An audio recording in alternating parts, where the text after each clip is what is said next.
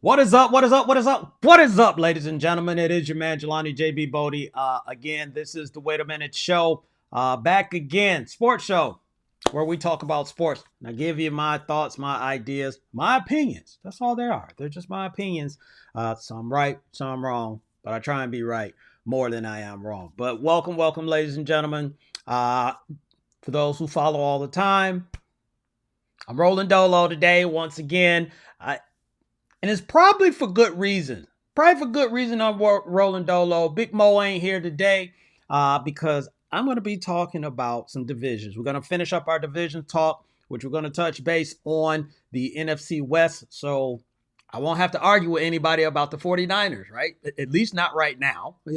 Probably later on I'll get something from Big Mo. But we're going to talk about the NFC West. We're going to talk about the AFC West. So we're going to cover both of those, finish up our division talk. Holdouts, right? People who want to get money. We're going to be talking about that as well because we're done with preseason. We're going to be really getting into week one. It's really getting down to the nitty gritty and everything. We need to get this thing going. But before we do all of that, make sure that you like and subscribe to the channel. If you have not already, turn on those notifications if you have not already, and make sure that you're sharing this with a friend. But let's kick this thing off with college football, right? College football. We had, I guess, week 0 is what they want to call it. Week 0 kicked us off pretty well with Georgia Tech taking on Florida State in Dublin overseas. And they say it was an upset. So I'm going to say it was an upset that Georgia Tech beats Florida State 24-21 on a game-winning field goal at the end of the game, which I watched and I enjoyed the game. I enjoyed the atmosphere. I enjoyed just having football. Let's just say that. Now, yeah, okay. I'll give them, if you want to call it an upset, call it an upset. But this is why I don't like early rankings, right? I don't like early rankings. So Florida State was ranked number 10 at this point. And we don't know what these teams are. Obviously, we have, what we think they will be with their recruiting and who's coming back and who's gone and all that stuff. So I get, everything about it. So Georgia Tech wasn't supposed to win is what people are thinking. But that's why they play the game, right? That's why they play the game. But the great part about this now, we're not going to be talking about Florida State has no chance of making the college playoffs. They still have an opportunity on it. It gives Georgia Tech a great opportunity as well to advance themselves up the bracket. So when they start, or up the ladder, when they start releasing these rankings later on in the season, this should be a signature win for them. I'll talk on both sides. So let me talk about Florida State, right? They go out. Obviously, they needed a new quarterback. Jordan Davis graduated and he moved on to the NFL at this point. But they lost some other pieces in here, and they got some replacements from other teams, maybe the portal and and all that good stuff. And they were looking to obviously prove everybody wrong from last year and say, you know what, we deserve everything that we got. We lost out on some things that we should have gotten. It's a bad loss. In college football, you don't want to lose often anyway. But with this one, at least it's at the beginning of the season, so you have your chance to build your way back up through the rankings. Now, for Georgia Tech, I'm going to tell you this: the ACC is going to be really interesting because I think Clemson, although they got a heck of a game coming up against Georgia, so I'm going to go ahead and say that they're going to be 0-1, to start the season out. But I think the ACC is going to be very interesting because of Clemson, because of Florida State, because of Georgia Tech. I think, Miami and maybe Duke as well will have a few things. Duke just got a transfer. I forget the kid's name right now, and I apologize for it, but they got a transfer to Duke. So ACC is going to be, really interesting. But as far as this game, I enjoyed it. Both, as Rasheed Wallace would say, both teams play hard, and all this stuff. But we got what we wanted. We got it down to the wire. So watch out for the ACC. Congratulations to Georgia Tech on a really good win. It seemed like Florida State was going to start running away with it at the beginning because they kind of went down the field, but with the rain and with other stuff. Well, it rained on everybody, so I'm not even going to throw that in there. But Georgia Tech stayed the course, and they got the job done. So congratulations to Georgia Tech on that. But we got some college football, so I'm really excited about that. We're going to be talking about that more as the season goes on. Now, let's get into the pros, right? So the pros, and remember, I told you, Mo's not here, so we don't have to worry about arguing because it would have turned into an argument. We'll get the argument later down the road, okay? So NFC West, right? You know how we do this. I tell you who I'm going to choose, who I think will finish first, second, third, and fourth, right? So we got the Niners, we got the Cardinals, we got the Seahawks, and we got the Rams. So touching base on all the teams really quick is that I want to start with the Seahawks because they have a new offensive coordinator, Ryan Grubb. I want to make sure I say that name right. Ryan Grubb. So you've heard that name before because he was the offensive coordinator at Washington who just finished playing in the national championship game. Seattle is going to be interesting to me because all the Pete Carroll days, we know how they were emphasizing running the ball. Ryan Grubb emphasizes passing the ball. You saw Michael Penix, you saw Rome Odunze, you saw Kid Franklin for Washington. They put up points, and this is going to be a little bit of a transition, for Seattle to, I think, pass the ball more. I'm not saying they're going to totally get away from the run because you got a running back and Kenneth Walker there that I think will still pay dividends and provide a benefit or quality and value, for this team. But I do think they're going to push the ball down the field more. What does that mean for Geno Smith, right? Pete Carroll was his guy, right? Pete advocated, we don't need another quarterback. Russell's gone. We're going to roll with Geno. And Geno had success that first year. Second was a little bit down. Can he pick it back up? So that's going to be real interesting about the Seattle Seahawks is that you got DK Metcalf, you got Tyler Lockett, you got Njiba, if I'm saying his name right, Smith on this team. He played at Ohio State, so I know all about him giving us problems in the Big Ten. So you got this unit that I think Ryan Grubb is going to try and make definitely a better offensive weapon. But then on the defensive side, the coach that they hired, Mike McDonald, he was in Baltimore. So he's going to be putting his hand all over this. Now, will they get back to the Legion of Boom? I'm not putting that on them. That's not fair to them. But I do think the defense will improve. So Seattle's going to be interesting to watch this season. A lot of stuff, a lot of moving pieces that could turn out very well. Let's move to the Arizona Cardinals. So the Cardinals, they get Kyler back. Let's just say that, fully healthy, right? He came back from an ACL midway in the season. I think week 10 is when he got back. And look, from that injury, even if you're playing, you still don't fully recover. I think it still takes an entire full year to really get back to where you want to be. So now they're talking about Kyler is there. So can he go to that next level, right? And he has a couple pieces that's been provided to him. Last year was Trey McBride at the tight end spot. This year is going to be Marvin Harrison Jr. On the outside. So everybody is raving about Marvin Harrison. I think from seeing, look, I'm just on the outside looking in, but from the outside looking in, it looks like he understands it. He gets it. Obviously, he has a pedigree that he comes from that helps, with that. So I don't think Marvin Harrison is anybody that you're going to have to worry about because he got his father, but don't forget, he got number 11 that used to play there as well. So I'm sure Larry Fitzgerald is going to be in his ear.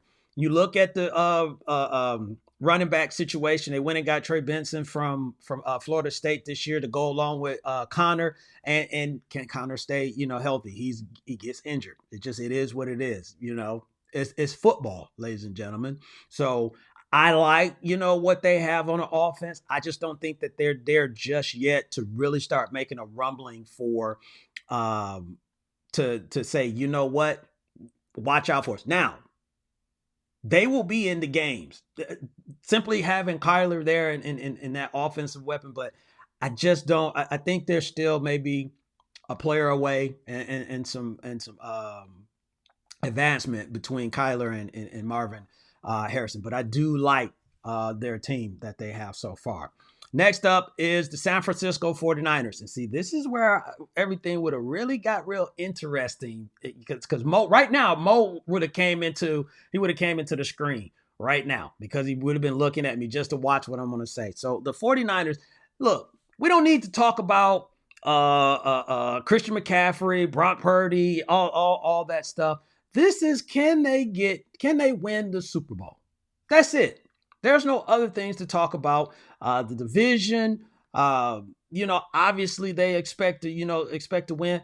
Main things is can they do this without some of the services that they don't have currently? And as we are on the show right now, which could change at any moment because some things changed right before we came on, but they do not have Brandon Ayuk at this point. They do not have Trent Williams. Now, you want to have both of those.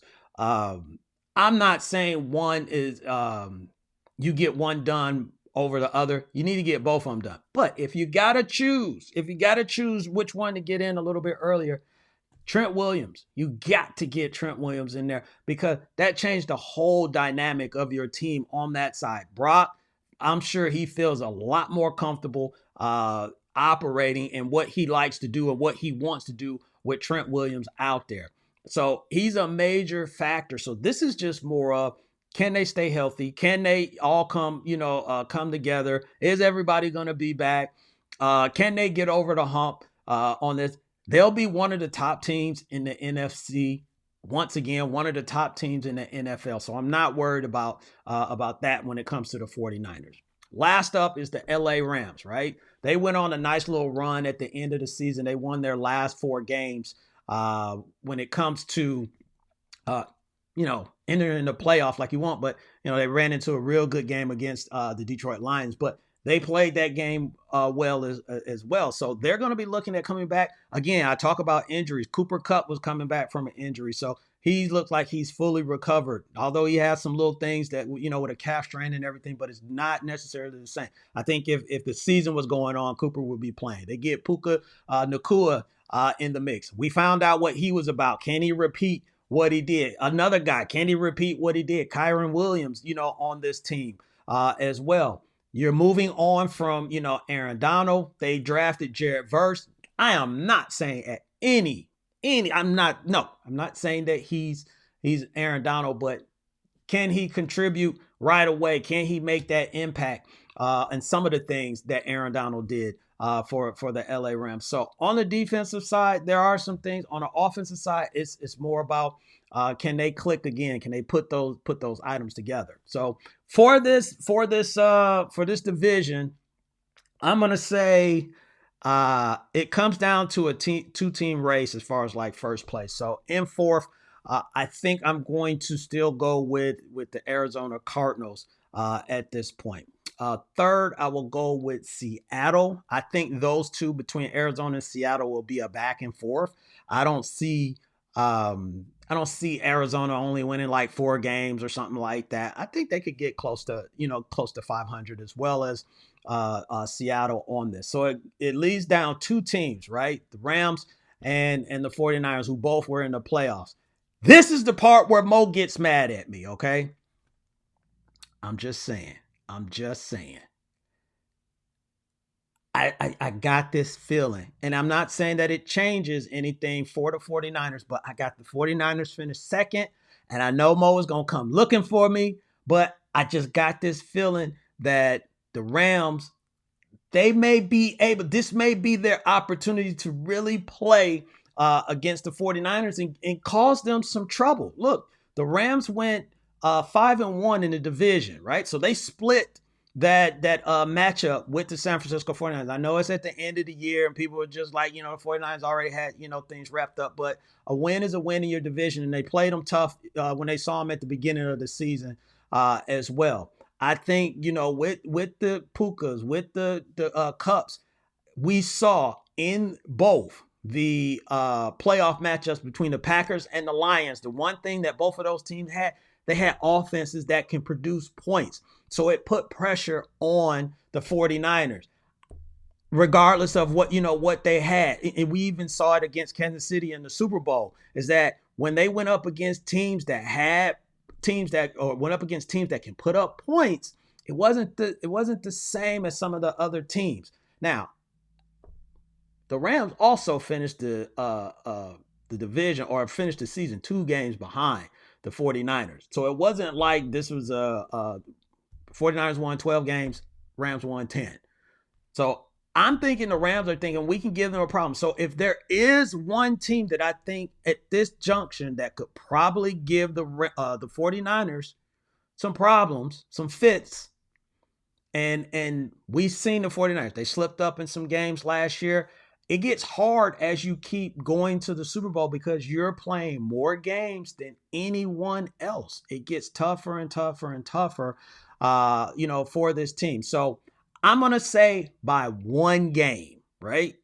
This is going to be a tight race to the end. We'll see if I'm right, on it.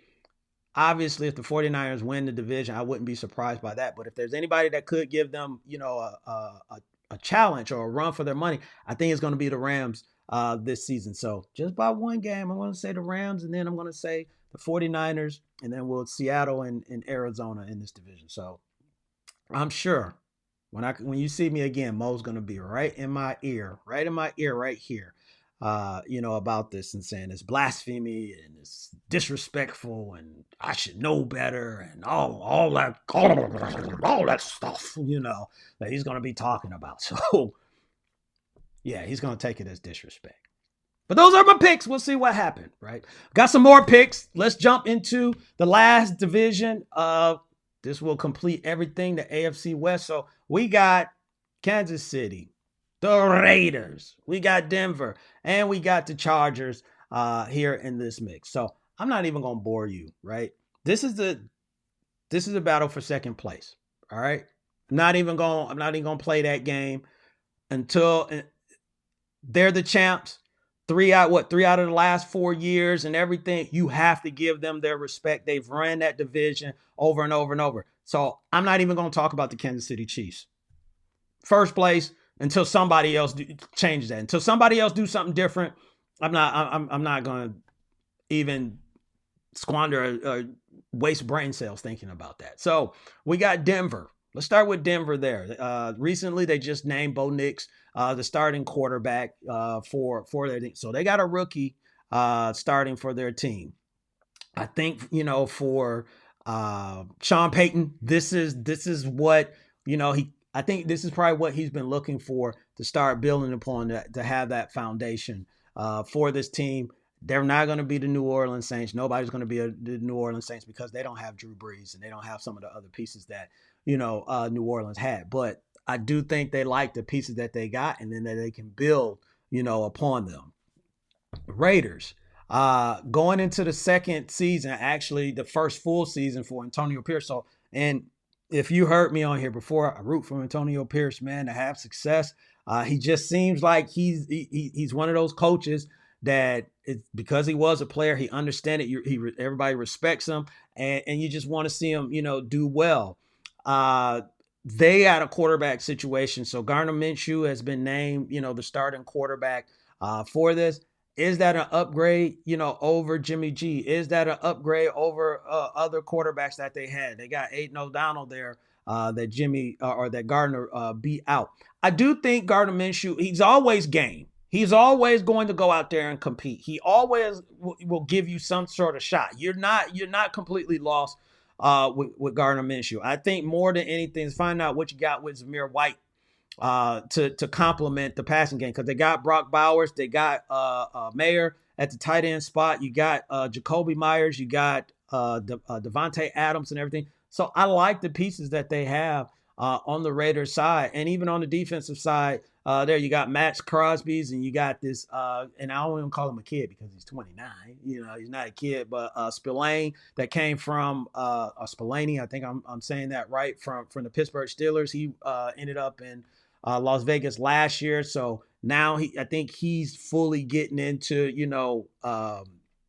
his culture there, and everybody's depending on him to man the middle at the linebacker position. So, Las Vegas is going to be interesting. And it's something to be said. I talked about this before with the Jacksonville Jaguars when Urban Meyer left. It's something to be said when you come to work And there's certain things that you just really don't have to deal with. You don't have to worry about. You don't have to talk about. And you can just go out there and play football. And I think some of that got to that point with Josh McDaniels, is that there were things that it was just like, why are we discussing this? Why are we having to discuss this? When you don't have to do that, that changes the culture. That changes the environment. That changes the vibe. That's with the team. So I think going into this fresh, not having to talk about any of that and really just talking about football is going to do wonders for the Raiders. So the Chargers, they got a new coach, fresh off a national championship with the Michigan Wolverines. Harbaugh shows up and he brings Greg Roman with him. And I'm going to say there's going to be a more balanced offense when it comes to the LA Chargers, because Harbaugh, Jim, likes to run the ball. Greg Roman loves to run the ball. When he was in Baltimore, they were running the ball all over the place. Now, Herbert is not Lamar Jackson, so we know that's not going to happen. But he did bring J.K. Dobbins and Gus Edwards from Baltimore, so obviously they have a plan of implementing that run game. Wide receiver, question marks there. You lose Mike Williams and you lose Keenan Allen. So is it Josh Palmer time? Is it DJ Chark? Is it Ladd McConkey, the rookie? I don't know. That's going to be, the pieces that can Josh Herbert connect with those guys sooner than later. But I do think it will be a balanced offense. I don't think they're just going to be out there trying to get Justin Herbert to throw 15 million times and take some pressure, off of him. And even on the defensive side of the ball, they got some pieces on it. You got Derwin James, you got the Bosa, you got Khalil Mack, you got players on that side. So offense, defense, obviously special teams, you need all of that. But I think it's really going to be predicated on the offense and staying on the field. Can they stay on the field? Can they sustain drives? And that helps the defense out. And that tires out the defense on the other side, because we all know they're going to try, like I said before, I sound like a broken record, but they're going to try and run the ball and maybe slow this thing down and not put it all, on Justin. And then when Justin needs to make plays, he'll make plays. So interesting team there.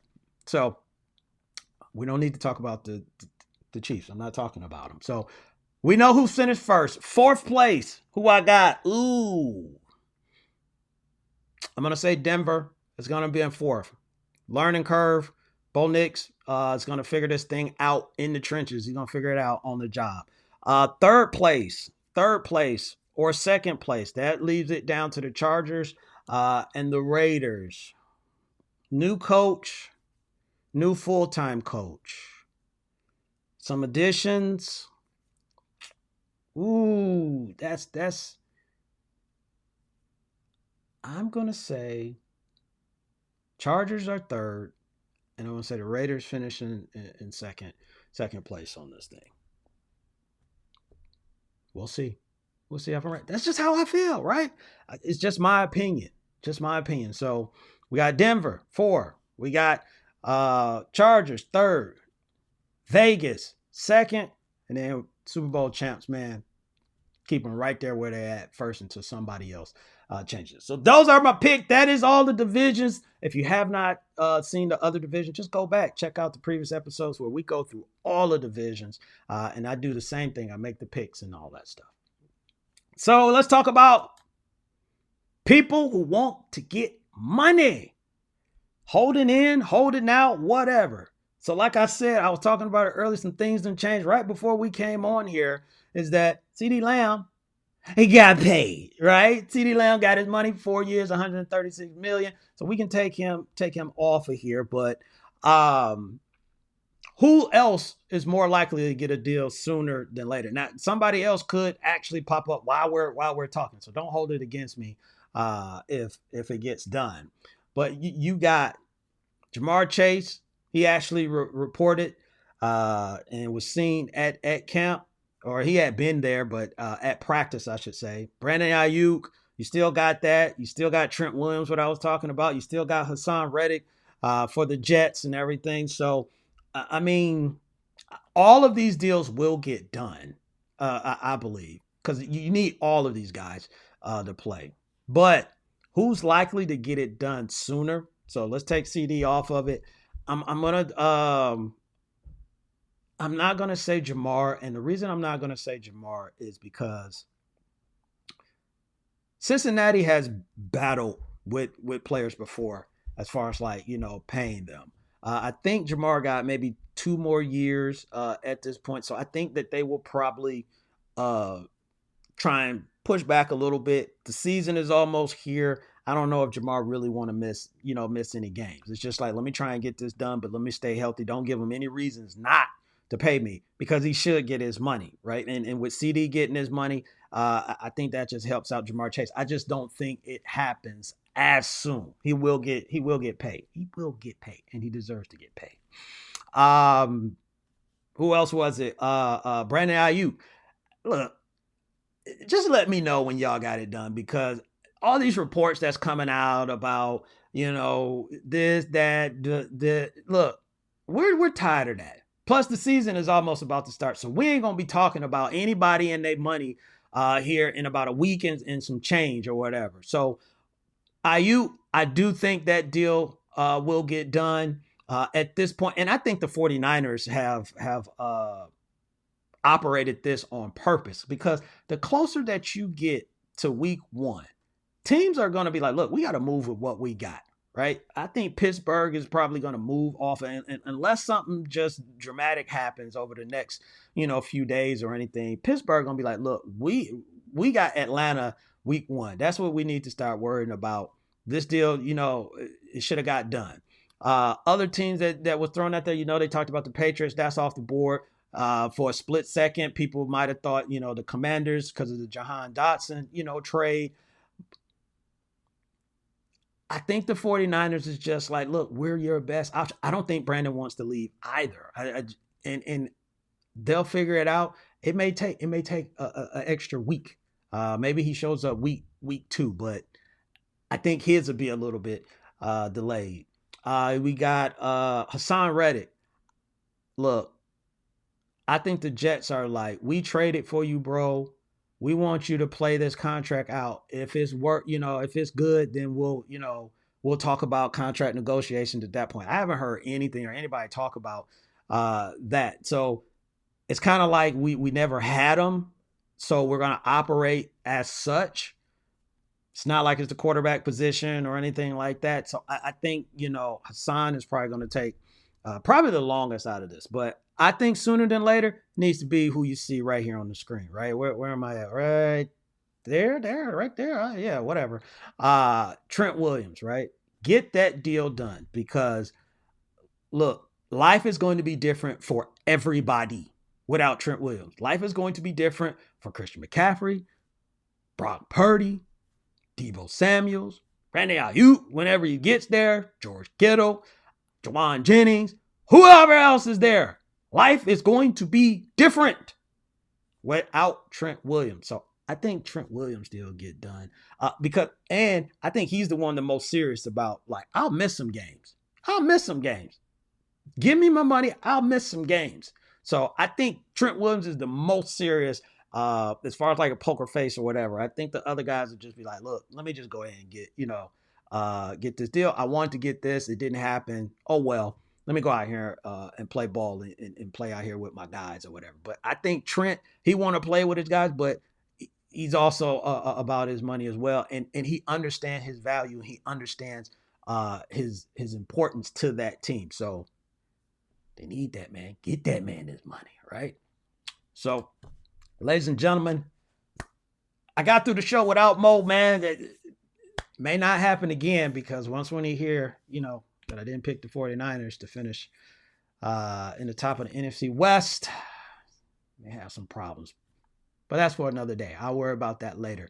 So, again, like, subscribe, turn on those notifications, share, comment. You've been commenting out there. I appreciate someone told us that, and I'm going to shout out, I can't even remember the name on it, but someone shouted us out, said we was the Timo of Nightcap of Ocho and Shannon Sharp. I appreciate that. That's a compliment. Because that means you watched it. I appreciate you. Keep those comments coming. Keep those questions, whatever it is. If you don't agree with me and all that stuff, put it in the comment section and everything. I appreciate everybody. Just don't be disrespectful out there. Just don't be disrespectful. But for your man, Jelani JB Bodie, this is the Wait a Minute Show. I'll holler at y'all later. Peace.